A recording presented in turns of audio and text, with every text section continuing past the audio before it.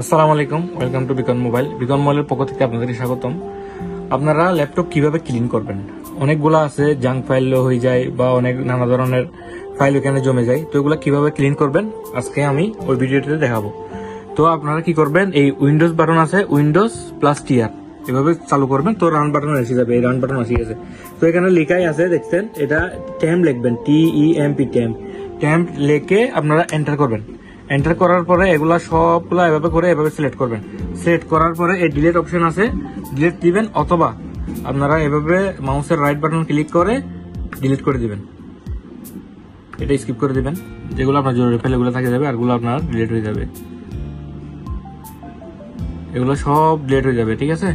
তারপর আপনি আবার যাবেন, আবার গিয়ে লিখবেন উইন্ডোজ টিআর, আবার মারবেন। আবার মারার সাথে সাথে আবার কি আসবে দেখেন। এখন আমি লিখছি পার্সেন্টেজ প্লাস ট্যাম্প।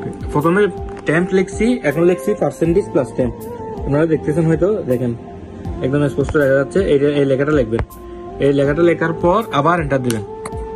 আবার এন্টার দেওয়ার পরে এগুলো আসবে সেম ওইভাবে, যেভাবে আমরা রাইট বাটনে ক্লিক করে সিলেক্ট করে ডিলিট করে দিয়েছি, সেম এগুলো ডিলিট করে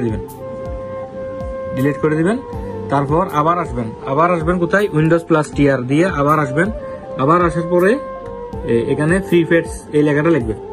এই দেখেন, এখানে আমি দিচ্ছি আপনাদেরকে, আপনারা স্ক্রিনে দেখতে পাচ্ছেন, এই লেখাটা লিখবেন, PREFETCH ফ্রি ফেটস এই লেখাটা লিখবেন।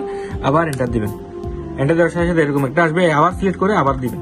তো অনেকে আপনারা জানেন না যে কিবোর্ডের মাঝখানে এই কিটা কি, এটা কাজ কি, এটা কি কাজ করে। অনেকে প্রশ্ন করে, ভাই এটা লাগবে না, এটা এখানে এরকম কেন, এই কাজ কি?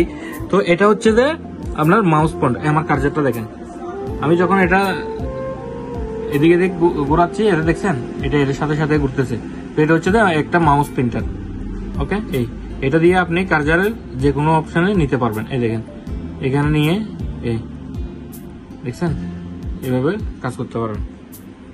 তো আর কিছু জানার থাকলে অবশ্যই কমেন্টে জানাবেন, অথবা হোয়াটসঅ্যাপে মেসেজ করবেন কিরকম সাহায্য লাগবে ল্যাপটপ মোবাইল বিষয়ে। আমি ইনশাল্লাহ চেষ্টা করবো যতটুকু জানি আপনাদের ভিডিও বানিয়ে দেখাই দেওয়ার জন্য।